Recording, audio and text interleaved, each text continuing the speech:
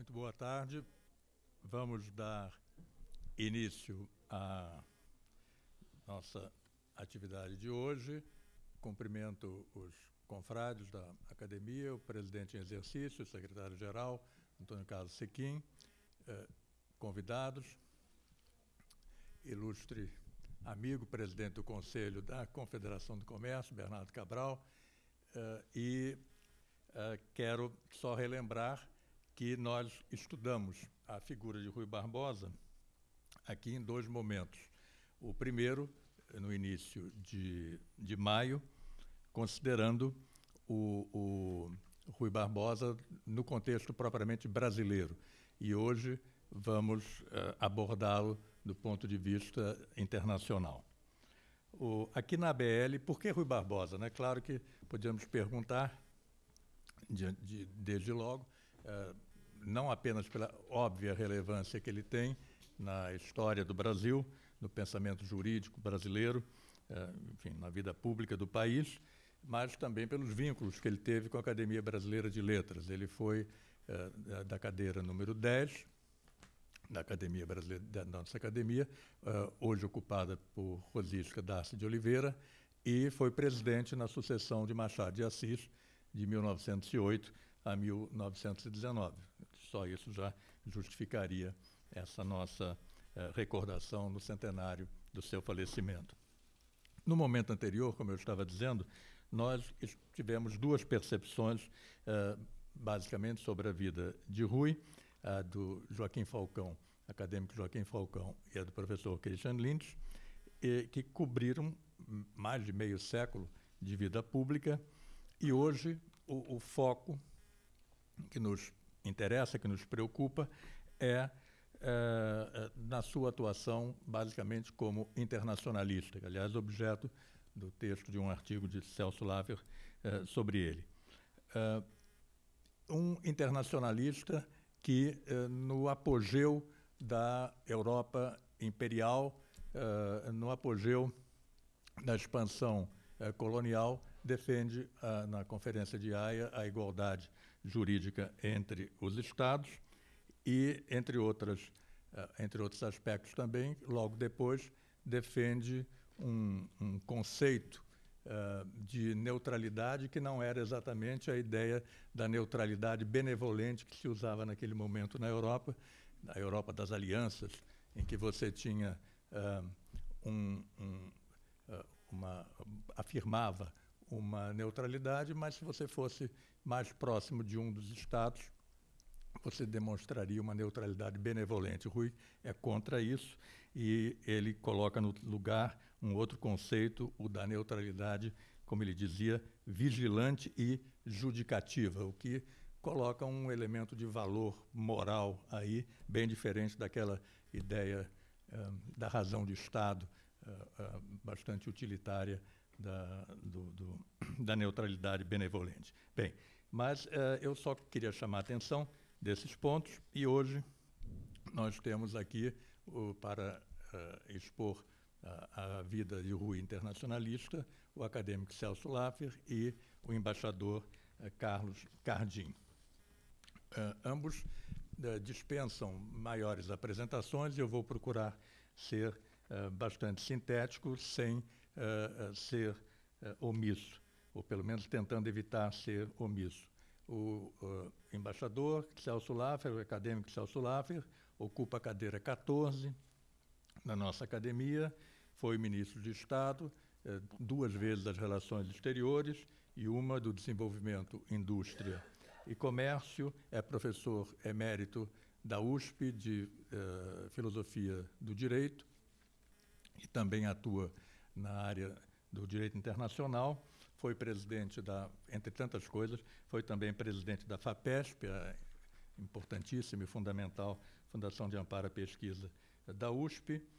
Recebeu o Prêmio Jabuti em 89, pelo seu livro de 88, Reconstrução dos Direitos Humanos, um diálogo com o pensamento de Hannah Arendt, e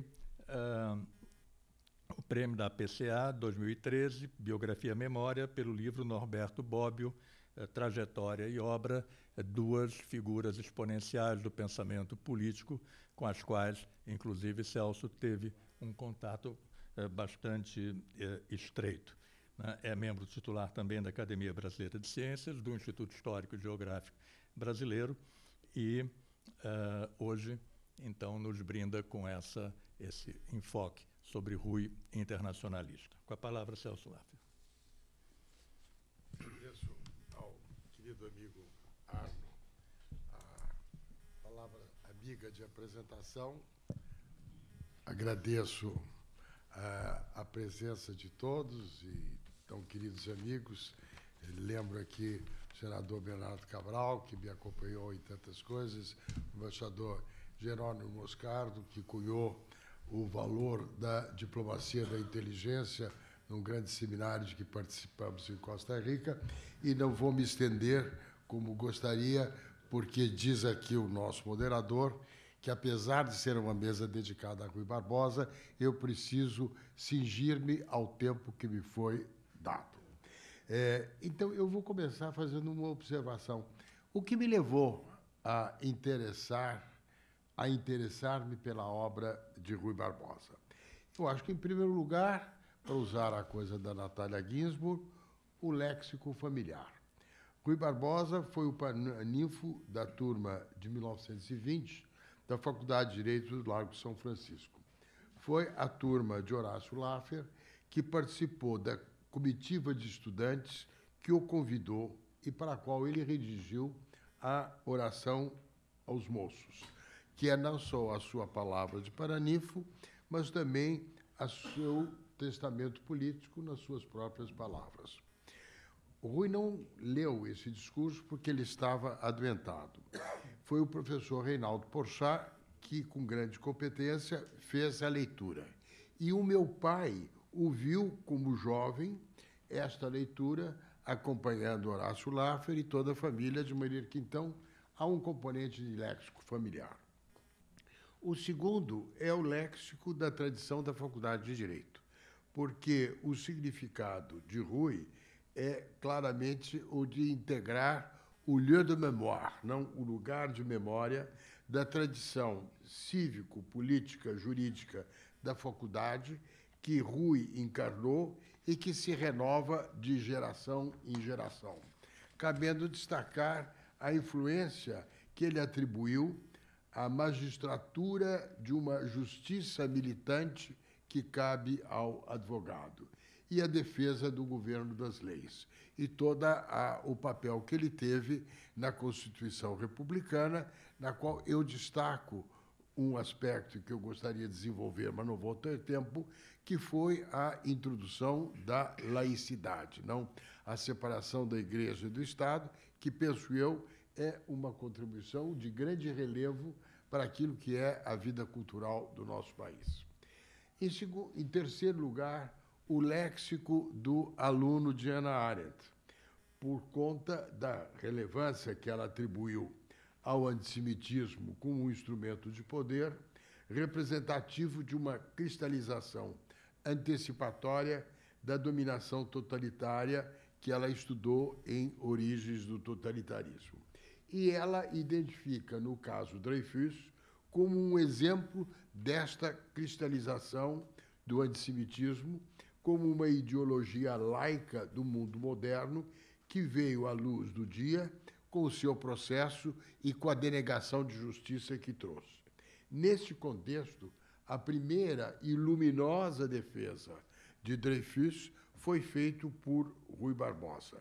E do seu circunstanciado significado, tratei num ensaio sobre o processo do capitão Dreyfus de Rui Barbosa, que foi publicado na nossa revista brasileira em junho de 2021. Da atualidade de Rui Barbosa, eu tratei circunstanciadamente numa conferência aqui na BL em abril de 2011, no contexto da celebração dos 170 anos do seu falecimento. Como Rui foi um acadêmico, como destacou o Arno, presidente da nossa academia, na sucessão de Machado de Assis, também indiquei o que eu acho interessante, as motivações dos acadêmicos que se dedicaram a escrever sobre os seus múltiplos caminhos. Por exemplo, a sua vida, com a qual Luiz Viana Filho iniciou o seu percurso de consagrado biógrafo. O orador, que motivou a análise de João Neves da Fronteira, que, como grande orador, marcou a cena política do nosso país.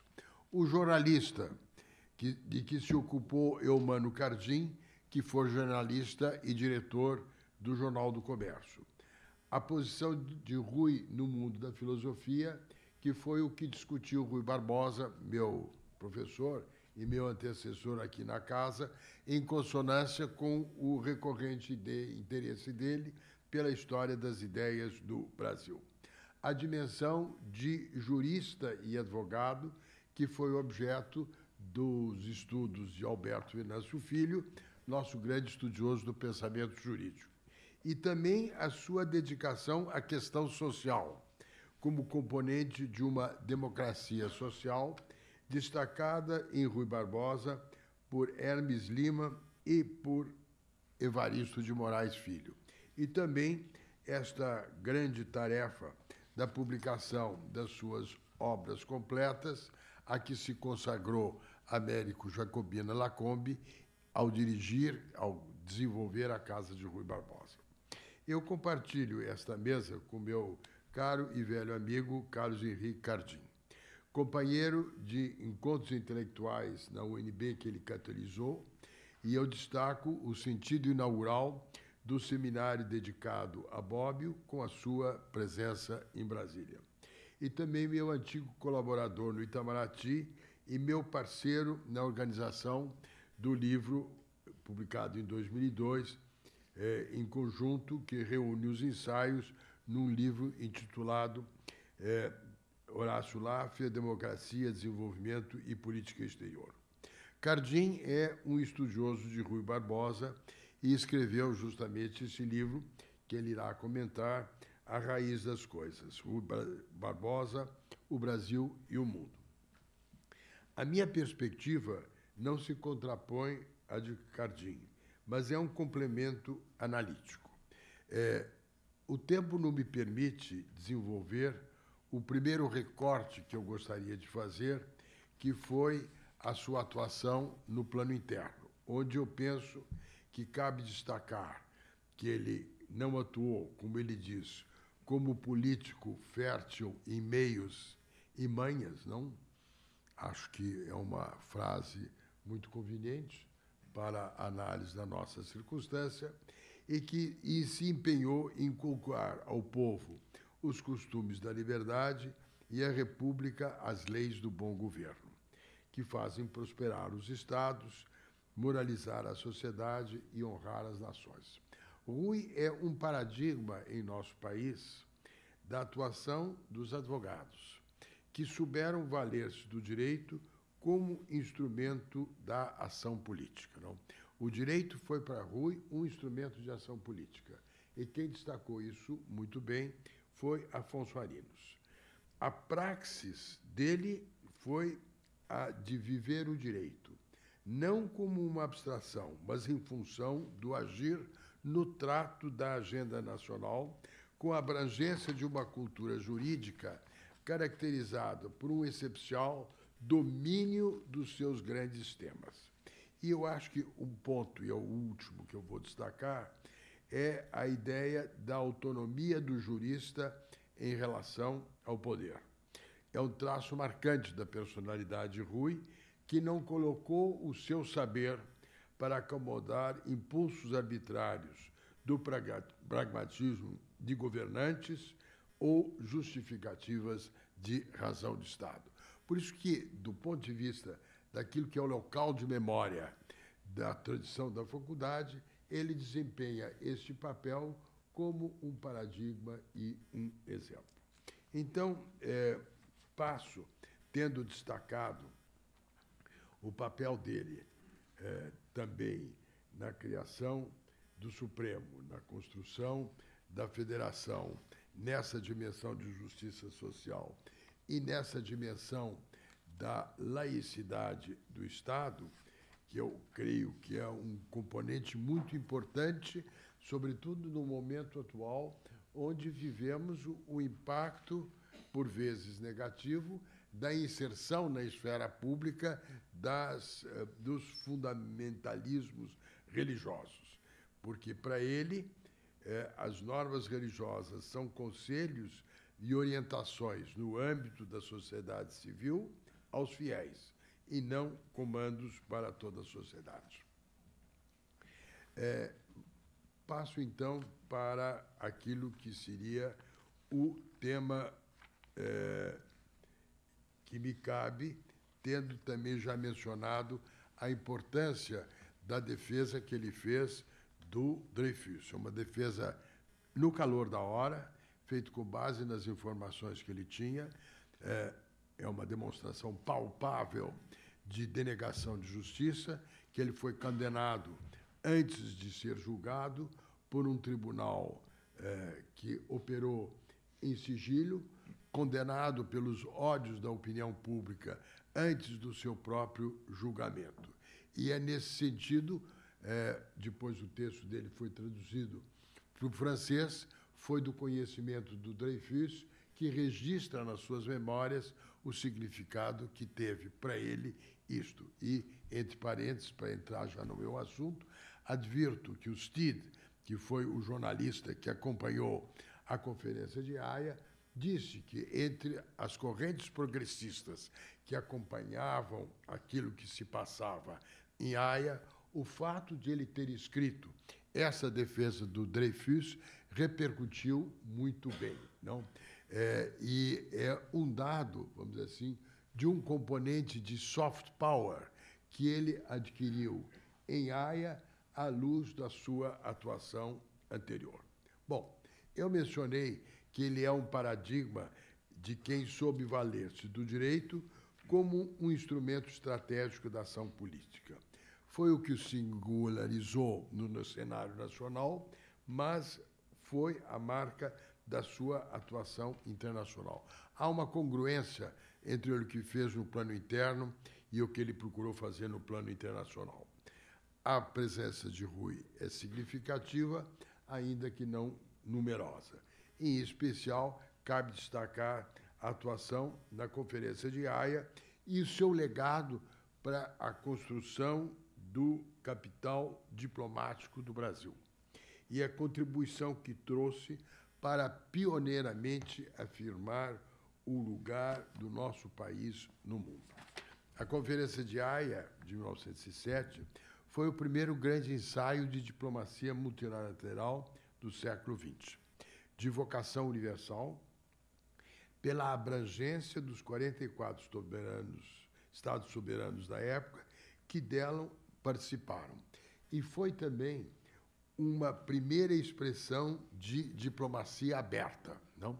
Sensível às aspirações pacifistas da opinião pública internacional da época, que acompanhou de perto o seu andamento pela cobertura da imprensa mundial, como tinha acompanhado a primeira Conferência de Haia. Rui foi o embaixador-chefe da delegação brasileira, atuou em estreita colaboração com o Barão do Rio Branco. O Cardim seguramente destacará a troca de telegramas que eles tiveram, e ele tinha, aí me permito fazer um depoimento, todas as qualidades para o novo da diplomacia parlamentar do multilateralismo. O pleno domínio dos assuntos da pauta, a vocação de infatigável trabalhador, a capacidade de exprimir-se, inclusive de improviso e com perfeição, em francês, que era a língua oficial da conferência.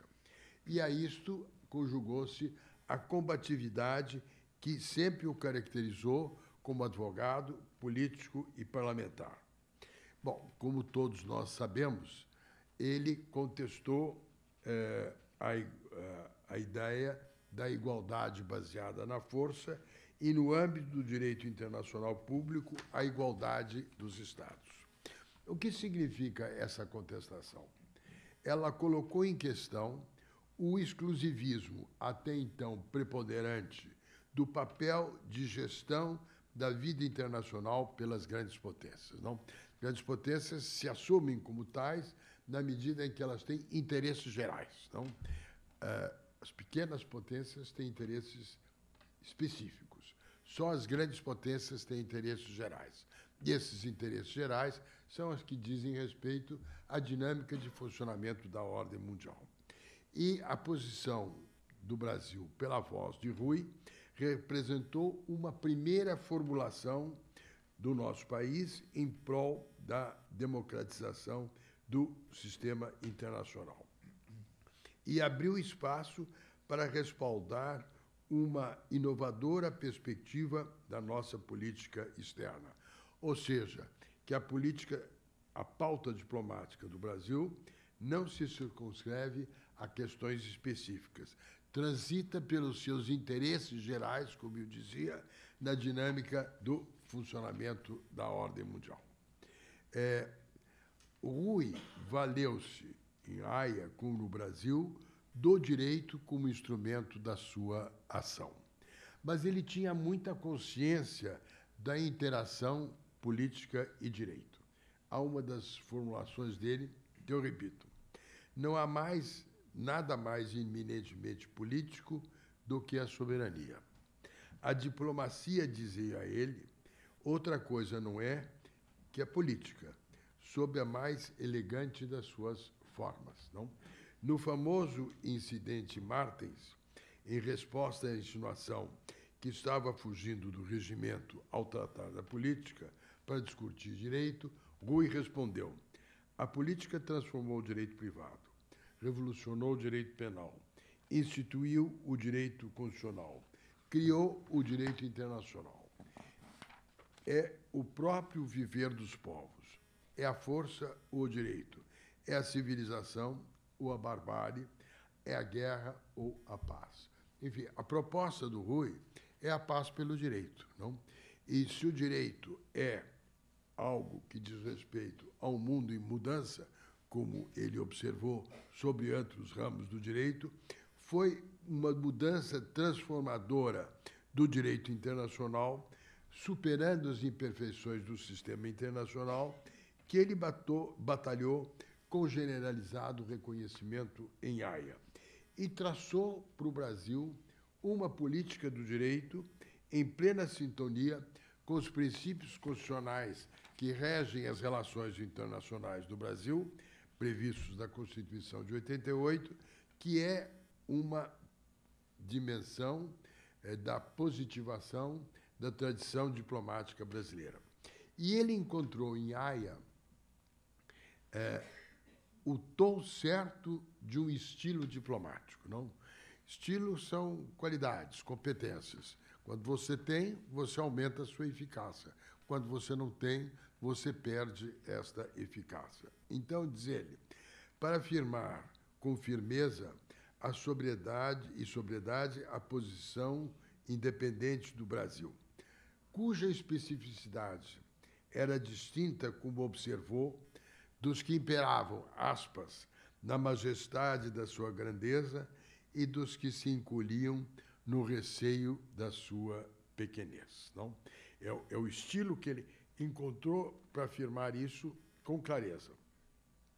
E ele disse também, antecipando o tema da soft power, sobre a credibilidade internacional, de grande relevância para o mundo interdependente que hoje vivemos. Diz ele, Rui, hoje, com efeito, mais do que nunca, a vida moral, como econômica, das nações é cada vez mais internacional. Mais do que nunca, em nossos dias, os povos subsistem da sua reputação no exterior. Toda essa discussão sobre investment grade, credibilidade, está antecipada nessa noção de credibilidade internacional. Bom, para ir concluindo, ele teve uma missão importante em Buenos Aires, por ocasião do centenário da independência argentina, e ele advogou, na ocasião, a relevância do potencial de cooperação entre a Argentina e o Brasil. a ideia a realizar de uma vasta construção de entendimento jurídico e político, que é, vamos dizer assim, que faz de Rui um precursor do nosso entendimento com a Argentina. Também acho importante realçar, como o Arno mencionou, a percepção dele, no discurso que fez na Faculdade de Direito de Buenos Aires, sobre os conceitos modernos do direito ou o dever dos neutros. E ele analisou o seguinte, mais do que antes, a escala da violência que estava caracterizando a Primeira Guerra Mundial permitia dizer que, dada a interdependência em que as nações mais remotas vivem umas das outras, a guerra não pode isolar-se nos estados entre os quais se abre o conflito. Seus estragos, misérias, repercutem sobre a fortuna dos povos mais distantes. Antecipou, assim, o tema da indivisibilidade da paz, cuja atualidade a guerra da Ucrânia realça. E também deu uma nova avaliação do papel da neutralidade, como o Arno mencionou. Ele diz: a imparcialidade na justiça, a solidariedade no direito, a comunhão na manutenência das leis escritas pela comunhão, eis a nova realidade. Daí a sua afirmação: entre os que quebram a lei e os que a observam, não há neutralidade admissível. Neutralidade não quer dizer impassibilidade, é a palavra dele. Quer dizer imparcialidade. E não há imparcialidade entre o direito e a justiça quando existem normas claras sobre a matéria. Foi nessa moldura jurídica que o Brasil se incorporou aos aliados na Primeira Guerra Mundial em 1917, e eu me vali em mais de uma ocasião para discutir hoje, no plano internacional, qual deve ser a posição do Brasil em relação à guerra da Ucrânia. Concluo. Rui, como internacionalista, voltou-se para a afirmação e a legitimação do lugar do Brasil no mundo. Isso resultou do seu empenho de arguir, a partir da perspectiva do Brasil, que não era e não é uma grande potência, os méritos da reputação e da credibilidade nacional, e, ao mesmo tempo, a validade mais abrangente da domesticação pelo direito, da força e do poder, assim como os benefícios da juridicidade nas relações internacionais. E valeu-se neste empenho do direito, com ideias próprias, fruto da transformação reflexiva, da abrangência dos seus conhecimentos jurídicos na condução da ação diplomática. Obrigado.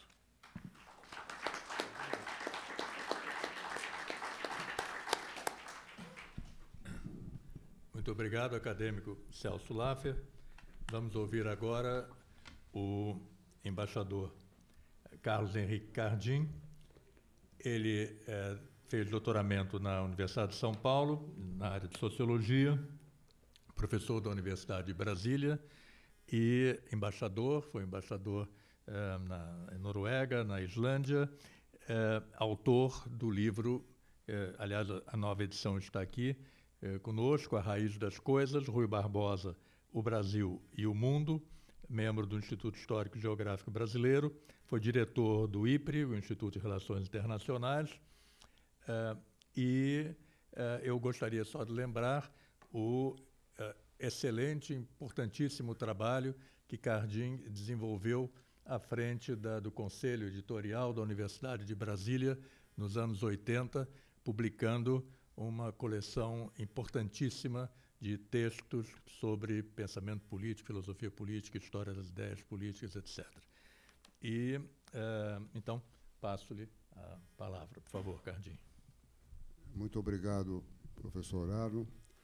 Eu gostaria inicialmente de agradecer, na pessoa do Dr. Merval Pereira, do Celso Laffer e do Arno, o convite para estar aqui presente hoje.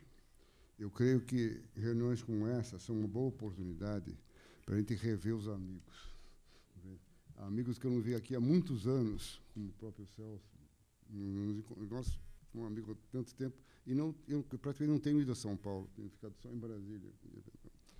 Aspásia Camargo, o Bernardo Cabral, o Betel. O Zé Murilo já tenho encontrado mais vezes, o nosso querido Eymar Baixa. Então, é um momento da gente reencontrar pessoas. Eu acho que essas reuniões têm essa finalidade que é muito importante. Então, eu gostaria de agradecer. E vocês não precisam ficar assustados. Tem um roteiro que eu distribuo aí, mas não vou falar tudo que está no roteiro, que é muita coisa. Vou falar só 3 ou 4 pontos, compreende? Eu gostaria só de sinalizar aquilo que eu chamaria de destaques em relação ao meu livro. O primeiro destaque é o seguinte: é importante, minha formação, eu sou sociólogo, eu não sou formado em Direito. Minha formação é Sociologia. Então, eu queria dizer o seguinte: é importante que nós estejamos temos presente a época que Rui Barbosa viveu. Essa época de Rui Barbosa foi uma época muito difícil. Não é que hoje não seja difícil, mas na época anterior de Rui Barbosa foi muito mais complexa a situação do Brasil. Para dizer o seguinte, teve um historiador inglês chamado Percy Martin que disse que o Brasil era um país de quinta categoria. Fifth category, compreende? Que não havia nem ordem nem progresso. E vai em frente no livro dele, compreende? Então, o Brasil era um problema sério, não era coisa simples, não. Então, foi um período em que o Santiago Dantas muito bem destacou o seguinte, que há uma coisa que eu chamei momento hegeliano, porque, apesar de todas as dificuldades econômicas que havia, sociais, políticas, houve, segundo o Santiago Dantas, veja bem, o Santiago Dantas, a maior florescimento intelectual do Brasil em todos os tempos. Veja bem, não é qualquer um, hein? O Brasil teve, nesse momento, Machado de Assis, Joaquim Nabuco, Rui Barbosa, Euclides da Cunha, Rio Branco, e assim por diante. Nunca houve nada igual no Brasil. Você diz, mas eles tinham opiniões diversas. Sim, o Santiago disse, tinha opiniões diversas, lógico. Você tinha um Euclides da Cunha, diferente do Rui, mas tinha, fundamentalmente, o quê? Uma crença no Brasil. O Brasil valia a pena. Vale a pena. Esse é um ponto importante. Então, eu acho que é importante a gente ter muita ideia o que era o Brasil nesse período. Compreende? Na época que o Celso mencionou, e um pouco antes até de 1920, o Brasil era um país extremamente deficiente. Compreende? Isso aqui eu gostaria de ter presente aqui entre nós. Eu vou me destacar mais naqueles pontos que eu acho mais interessantes do Rui Barbosa, do ponto de vista da minha contribuição. A primeira coisa, eu destaco aqui logo nesse roteiro, aquilo que um historiador inglês, né, o Niall Ferguson, ele analisa como networks. E eu procurei colocar aqui os networks do Rui Barbosa. Okay? Eu fiz aqui uma coisa simplificada, mas que mostra o quê? O network do Rui Barbosa, essa visão do Niall Ferguson é muito interessante, porque, por exemplo, ele fez o network do Kissinger, você vê claramente uma coisa. Ele fez o network do Voltaire, compreende? Você vê claramente como ele se coloca.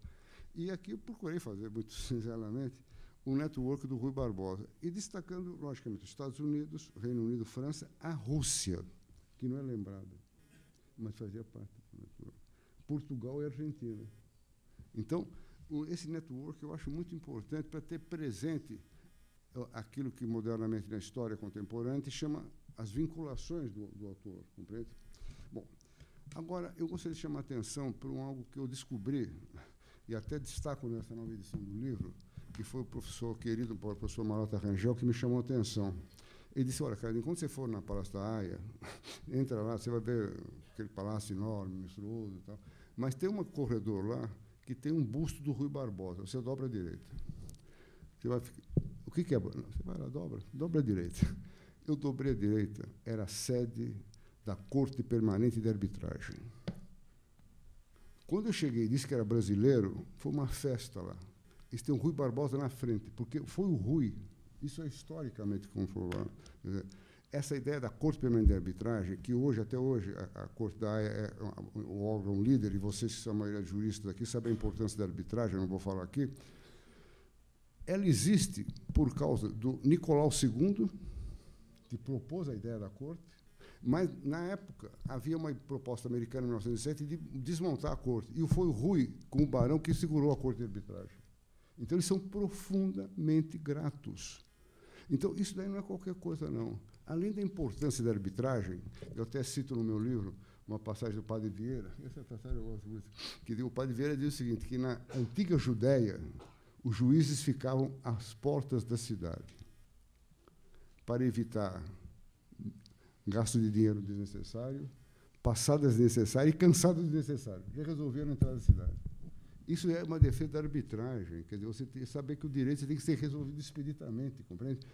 Então, essa corte de arbitragem, hoje você tem em vários países do mundo, a arbitragem é um caminho importantíssimo, mas quem garantiu a corte de arbitragem foi, quem primeiro sugeriu foi o Nicolau II, czar da Rússia, e ela foi mantida pelo Rui. Veja bem, isso é uma coisa importantíssima, porque muitas conferências internacionais são realizadas. Muitas. Tem conferências. Eu acho que todo o assunto que você possa imaginar tem, mas são pouquíssimas que deixam alguma coisa concreta. Compreende? Então, sabe bem o que eu estou falando. Essa conferência da EA deixou a Corte Permanente de Arbitragem. Essa até hoje existe lá. Então, eu gostaria de chamar a atenção para isso. Outro ponto que o Celso até mencionou, gostaria só de aprofundar um pouco mais a minha vivência, é a questão do incidente com o delegado russo. Esse incidente com o delegado russo, o Celso fez muito bem a menção, e me deixou muito assim, interessado no assunto, compreende? O delegado russo, o Rui Barbosa, nos telegramas que ele mandou para o Barão do Rio Branco, ele diz que esse choque que ele teve com o delegado russo, na verdade, foi um felicíssimo incidente. Ele falou a palavra do Rui, felicíssimo incidente. Porque depois desse choque com o delegado russo, que caçou a palavra dele, na verdade, ele disse, o senhor pode falar o que o senhor quiser, mas não vai ser entrar no registro da conferência. Foi aí que o Rui fez um improviso de 30 minutos em francês, que disse que não, que a política era objeto da conferência. Então, isso foi a partir desse momento que o Rui tomou posição e se destacou na conferência. Acontece o seguinte, esse incidente, depois o delegado russo veio se confraternizar com o Rui Barbosa, compreende? Então, gerou o quê? O Rui Barbosa aceitou muito bem essa aproximação do russo, o Rui Barbosa percebeu a importância da Rússia, compreende? Então, eu acho que aqui, eu, inclusive, tive a oportunidade, por outros caminhos, de visitar a Rússia. Eu visitei 5 vezes Moscou, por vários caminhos, né? E eu sempre perguntava para algumas pessoas lá as motivações da conduta da Rússia na política internacional. Isso daqui não vamos entrar em detalhe, mas é uma coisa muito extensa, que vem do século XIX, Napoleão. Então, é uma coisa importante, tem que ser estudada, compreende? É uma referência, e eu acho que essa conferência da paz, houve, nessa primeira conferência, eu até escrevi um artigo, o porquê a Rússia. Compreende? Porque, veja só, nessa primeira conferência, onde foi criada a Corte Permanente de Arbitragem, o Brasil foi convidado. Só 2 países da América Latina foram convidados, o Brasil e o México. O México foi, o Brasil não foi. O Campos Salles disse que estava muito ocupado com problemas internos aqui. É uma coisa, um erro diplomático tremendo, compreende? Porque o Brasil começa, isso o Rio Branco percebeu claramente, o Brasil começa o século XX atrasado diplomaticamente. O Brasil tem um atraso. E a importância que o Rio Branco da Haia não é à toa. É porque o Brasil tinha que se atualizar. Compreende? O Brasil tinha que corrigir o erro e se lançar na política internacional, a República. E aí, por isso, o Rui Barbosa. Compreende? Então, quer dizer, é uma coisa séria. E depois, o que eu coloco aqui, e destaco muito, essa questão da Rússia, me levou a fazer até um texto mais detalhado sobre o porquê da Rússia. E eu conversei com algumas personalidades importantes em Moscou. Eu tive uma conversa muito longa com Primakov, que foi tudo na Rússia. Desde chefe da KGB a primeiro-ministro, chanceler. Eu tive uma conversa longa com Primakov. Conversei com outros destacados acadêmicos russos, compreende? Que eles têm lá uma elite acadêmica que até está muito constrangida hoje com a questão da guerra, estão extremamente constrangida. Mas aí foi me revelando, quer dizer, coisa que eu sabia em linhas gerais, mas entrou muito. Eu fui procurar o Rui Barbosa e achei a Rússia. É isso aí. É um subtítulo de um livro, de um texto meu aqui nesse livro. Fui procurando o Rui, eu achei a Rússia. E eu acho que a Rússia é um país que precisa ser melhor estudado. É o maior país do mundo, a Rússia. Entende? Nós não temos nada aqui no Brasil de estudos assim organizados sobre Rússia. E o que existe aí no mundo afora, inclusive, é muita sovietologia, compreende? Mas que não é um estudo sobre Rússia como um todo, compreende? Então, eu até escrevi recentemente um artigo lá que eles me pediram, saiu até numa revista russa, mostrando a importância de se estudar a Rússia. Compreende? Os Estados Unidos já foi mais ou menos estudado. Nós já sabemos o que é Estados Unidos. Então, para nós não tem muita novidade. A Rússia não. O Tocqueville dizia que havia duas nações no mundo que iam comandar o século XX, que eram Estados Unidos e Rússia. Os Estados Unidos nós estudamos, a Rússia não. E eu descobri depois, lendo Max Weber, eu sou sociólogo, o Max Weber é simplesmente o maior cientista social do século XX. Max Weber é simplesmente, repito, o maior cientista social do século XX. Entre as obras do Weber, vocês conhecem bem, tem um estudo famoso do capitalismo e o protestantismo. Famoso estudo. O Weber fez esse estudo, esteve nos Estados Unidos. E quando ele voltou para a Alemanha, em 1905, o que o Weber disse? Aqui também o estudo sobre os Estados Unidos, o capitalismo e o protestantismo, porque agora o tema é Rússia. Veja bem. O Max Weber falou isso em 1905. Ele começou a estudar russo, começou a assinar jornais russos e fez vários ensaios. Quer dizer, eu me lembro que, quando eu tive essa última vez em Moscou, aí perguntaram para mim, mas por que o senhor está aqui? Os professores perguntaram para mim. Eu falei, olha, eu estou seguindo aqui a orientação do Max Weber. Eu estou aqui simplesmente seguindo uma intuição do maior cientista social do século XX, que é o Max Weber. Então, eu gostaria, posso falar um pouco mais sobre isso, mas eu acho que no meu livro aqui tem várias indicações dessa importância, e o Brasil, do ponto de vista estratégico, compreende? Nós temos que estudar, ter uma visão. Nós temos, lógico, pessoas que foram embaixadores lá, o embaixador Sadenberg, vários outros que são estudiosos, mas é dentro de uma perspectiva limitada, compreende? Você tem que fazer um estudo muito mais amplo, de acordo com a dimensão do Brasil. Você tem que ter um estudo, como tem um estudo dos Estados Unidos, um estudo sobre Rússia. Isso não significa nada você aplaudir Rússia, pelo contrário, você tem uma visão russóloga, não russófila, compreende? É diferente. Bom, então, eu gostaria de destacar esse aspecto. Agora, surge a seguinte questão, eu já estou me encaminhando para o final da exposição, de qual teria sido, essa pergunta eu lanço e vou tentar responder, qual a principal contribuição do Rui Barbosa como internacionalista. O Celso destacou muito bem a parte de política nacional, não vou entrar nessa parte. Mas qual seria a principal contribuição do Rui como internacionalista? Seria a Conferência da Haia ou seria a Primeira Guerra Mundial? Eu vou listar rapidamente argumentos de um lado e ao outro, entre les deux, não quer balance. Porque o Rui Barbosa, logicamente, o Rui é muito lembrado pela Haia, isso é óbvio, não precisa nem de a Águia de Haia, isso foi uma operação que o Rio Branco montou, compreende? E muito justo, eu acho que o Rio Branco fez isso profissionalmente. Aliás, eu deixei aqui com vocês, tá nesse roteiro aí, uma dimensão do Rio Branco que pouca gente destaca. O Rio Branco foi um grande comunicador. Compreende? O Rio Branco foi um tremendo jornalista, compreende? Ele promovia, ele fazia artigos dele, escreveu 140 artigos. Ele escrevia um artigo por mês. Compreende? E ele fazia artigos com pseudônimo, e ele chegou até a fazer artigos contra ele mesmo. Aí é o super craque, né? Aí já bateu o recorde. Ele fazia artigo para provocar o assunto. Esse é o super craque. Então, estamos falando de super craque, compreende? Então, o Rio Branco é um comunicador. Importante isso, hein?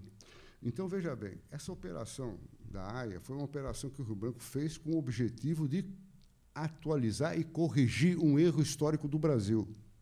Isso é muito importante. O Brasil estava atrasado na política internacional. Isso o Guerreiro falou várias vezes para nós. Me lembro que o embaixador Guerreiro se citou. Nós começamos o século atrasado.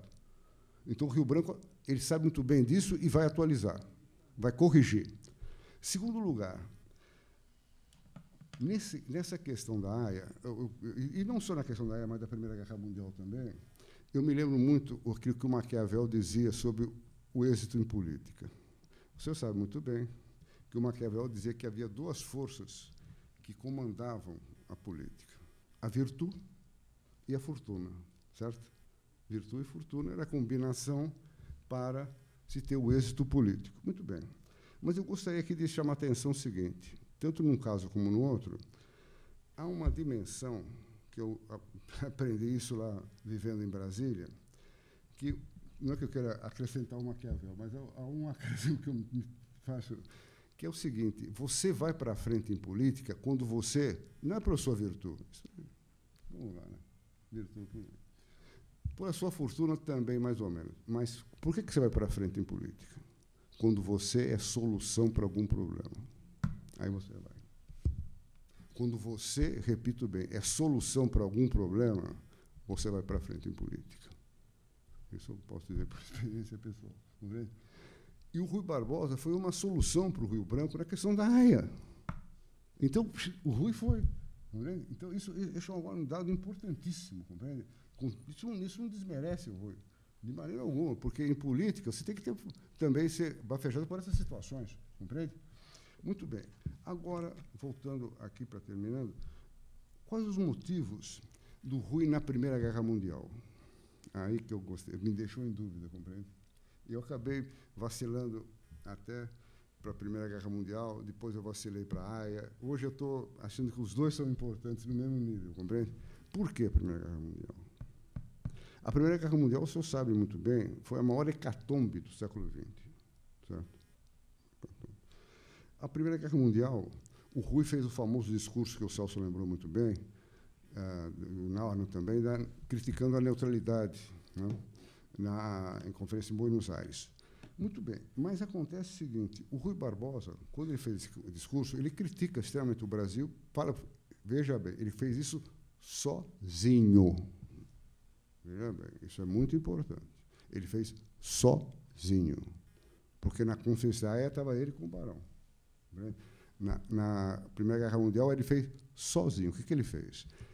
Ele foi extremamente massacrado pela colônia alemã aqui no Brasil, que naquela época a Alemanha não tinha nazismo, nada disso, compreende? A Alemanha era o maior parceiro comercial do Brasil, não era qualquer coisa, compreende? E acontece o seguinte, o Rui Barbosa ele foi extremamente solitário numa defesa que o Brasil devia entrar e revogar sua neutralidade. E entrar eu uso uma expressão assim, nós saímos da neutralidade ativa, da passiva para a neutralidade ativa, que no fundo é entrar na guerra. No fundo, é uma expressão, no fundo, é entrar na guerra. Mas acontece o seguinte, você tem uma ideia do valor do Rui, que aconteceu algo semelhante nos Estados Unidos. Os Estados Unidos, quando era o presidente Woodrow Wilson, o Woodrow Wilson foi eleito com o slogan No War. Foi eleito o slogan. Aliás, o Woodrow Wilson era professor de ciência política. Ele foi o único professor de ciência política que chegou lá. Bom, o Woodrow Wilson se deu conta, logicamente se deu conta, não, ele viu que a situação era muito mais complicada, porque os bancos americanos começaram a dizer, olha, não é possível, nós estamos emprestando para a Inglaterra, para a França, os Estados Unidos não podem ficar neutro, compreende? Então, o Woodrow Wilson falou, mas eu entrei aqui para o No War. Sabe o que o Woodrow Wilson fez? Isso é um caso que é estudado em publicidade. Ele contratou a primeira empresa de opinião pública que foi organizada. Os dois sócios, quem eram? Walter Lippmann, nada mais, não, e o sobrinho do Freud. E eles montaram para o Woodrow Wilson uma campanha para mudar a posição dos Estados Unidos. E o Walter Lippmann e o sobrinho do Freud, alta competência, e mudaram a posição dos Estados Unidos. Quer dizer, os Estados Unidos, para mudar a posição, contratou uma empresa. O Rui foi sozinho. Ah, mas houve o bombardeio dos navios aqui, tudo isso. Sim, o bombardeio também houve nos Estados Unidos e houve bombardeio na Argentina. Só que o presidente da Argentina disse, não, esse bombardeamento não é bem assim, temos que estudar melhor. Calma lá, fundaram um navio argentino. Então, o Rui, compreende? Você veja só, ele foi sozinho. Então, eu acho que e foi uma guerra, a Primeira Guerra Mundial, que antepôs as várias inteligências do mundo. Não foi uma guerra muito especial, a Primeira Guerra Mundial. Foi uma guerra para você ter uma ideia, a França e os Estados Unidos era disputado para apoiar um lado ou outro. A França mandou general, mandou político, mandou empresário. Não, depois viu que não dava certo. Sabe o que a França mandou? Henri Bergson, o maior representante da inteligência francesa para conversar. Não estou falando, não, quer dizer, é nessa conversa, compreende? Então, o Bergson foi. E assim por diante, você pega o Durkheim, o próprio Weber ele serviu o exército alemão. Compreende? Então, quer dizer, nós estamos falando aqui de nomes maiores, compreende? E o Rui Barbosa do nosso lado. E eu até coloquei aqui, eu tomei a liberdade, para você ter uma ideia, como isso repercutiu na opinião pública brasileira. Isso aqui é a manchete do jornal À Noite. Esse jornal À Noite, ele precedeu o Globo. Foi antes do jornal O Globo surgir, era o Irineu Marinho. No fundo, era o Irineu Marinho que terminou com o Globo À Noite e fez depois o Globo, certo? Eles apoiaram diretamente o Rui Barbosa. Essa manchete aqui diz tudo. O Brasil a de garrar até a guerra. Apoteose é Rui Barbosa. Era o discurso do Rui, era o público aqui. Quer dizer, não é pouca coisa isso, não. Compreende? Nós estamos falando aqui de uma mobilização de opinião pública real, compreende? Não é uma aventura, não. Então, você tem aqui isso que eu coloquei. Depois eu coloquei aqui um autor que o Rui Barbosa utiliza muito no discurso dele, que é o Norman Angell, que eu depois até publiquei. Celso, nós publicamos lá no UNB, no BNB, não, no Itamaraty, naquela coleção que eu, você e o Gelson dirigimos, A Grande Ilusão. E depois eu coloco aqui, para completar, realmente agora está no final. O seguinte, é um artigo que eu escrevi, eu publiquei uma revista lá na gestão do Aloysio Nunes Ferreira, cito bastante claramente, na gestão do Aloysio Nunes Ferreira, foi uma revista sobre o bicentenário. Mas eu resolvi fazer um artigo, no final da revista, sobre essa dimensão de comunicador do Rio Branco. Então, está aqui. O Rio Branco, ele fez a primeira revista do Serviço Público Brasileiro. Então, vamos começar por aí. Ele iniciou a tradição do Itamaraty. Logicamente, ele fez com verba secreta, o nome dele não aparecia, mas está contado aqui nesse artigo, bem em detalhe, como é que ele armou essa revista, que é chamada Revista Americana. Então, o Rio Branco tem essa dimensão que eu acho importantíssima. Não é que ele conhecia história, geografia. O Rio Branco foi um grande político. Um grande político. E tem uma habilidade comunicacional, que eu já disse para vocês, excepcional. Compreende? Então, eu gostaria, agora, ao encerrar, lembrar esse artigo aqui, que eu escrevi, autoexplicativo, e eu acabei esquecendo. Eu coloquei aqui uma charge. Eu gosto muito de charge, porque eu acho que a charge explica muito. Né? Aqui tem uma charge do Nicolau II, que é uma charge que eu peguei agora em Moscou. Quando eu estive em setembro lá em Moscou, eu peguei essa charge, eu fiquei impressionado quando eu vi essa charge, porque é um Nicolau II segurando numa das mãos um ramo de oliveira. Eu falei, isso aqui não é possível. Compreende? Um czar da Rússia com um ramo de oliveira. Compreende? Isso aqui é um negócio... E está aqui. Essa charge mostra a complexidade da posição. Ele foi pacifista, o Nicolau II. Depois, logicamente, a vida dele tem uma tragédia atrás da outra, complicações, tudo isso, uma vida complicadíssima. E muita gente muito criticado o Nicolau II. Né? Nicolau II é criticado. Aí, Winston Churchill diz, não presta, traiu, aí entregou o país para o comunismo e tudo mais. Agora, sabe o que o Churchill disse? Vai você lá. Vai lá você. Vai. Você acha o Nicolau II isso tudo? Então vai você lá. Winston Churchill. Vai lá. Eu cito isso aqui, esse discurso do Churchill. Compreende? Vai lá, então. Acho que não presta, então vai você lá. Compreende? Não sei o que lá. Tá. Desculpável, compreende?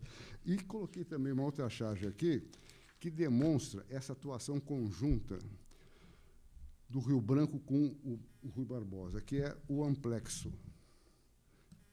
Quando o Rui Barbosa volta da área, é autoexplicativa essa charge. Eu não sei porquê, com todo respeito, deve ter alguém da editora aí, eles tiraram essa charge da primeira... Estava na primeira edição, na segunda edição não colocaram. Eu não falei nada, mas eu achei que essa charge aqui, para mim, é muito boa, porque mostra o quê? Diz o Rio Branco para o Rui Barbosa. Você saiu melhor do que a encomenda. É isso aí, compreende? Então, o Rui Barbosa me faz lembrar, assim, numa frase, para finalizar essa apresentação, sobre a política. Ele já foi chamado até de Cícero brasileiro, tudo isso. Né? O Rui Barbosa acreditava profundamente na atividade pública. da necessidade da atividade pública. E aí eu comecei... Isso é uma coisa impressionante. O Cícero também... É necessária a atividade pública. E tinha uma visão otimista sobre ela. Mas também o Rui Barbosa tinha um certo realismo, eu acho eu. E me lembrei muito daquilo que eu ouvi de dois mestres meus políticos em Brasília. Um foi o Marco Maciel, o outro o Petrônio Portela, que o Marco gostava muito de uma frase, mas foi acadêmico aqui, né? Aliás, mandou um grande abraço para vocês dois. A Ana Maria mandou um abraço para vocês dois. Diz o seguinte, que a política é você esgotar o campo do possível. Essa frase que o Petrônio Portela vivia sempre dizendo. A política é esgotar o campo do possível. Muito obrigado.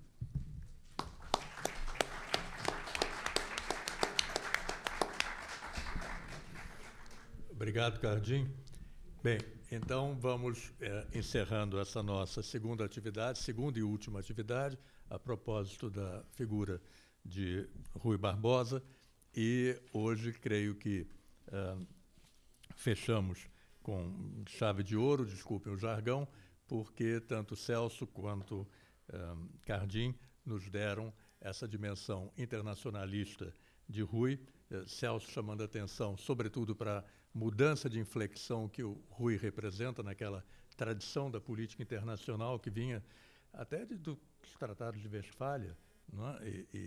E que fizeram com que Portugal, por exemplo, em 1815, no Congresso de Viena, fosse considerado uma potência de segunda classe, a menos que o Brasil participasse, e por isso aquela manobra diplomática de Talleyrand e do Conde de Palmela, em que em que Dom João aparece como príncipe regente de Portugal e do Reino do Brasil, quando ainda não havia Reino Unido.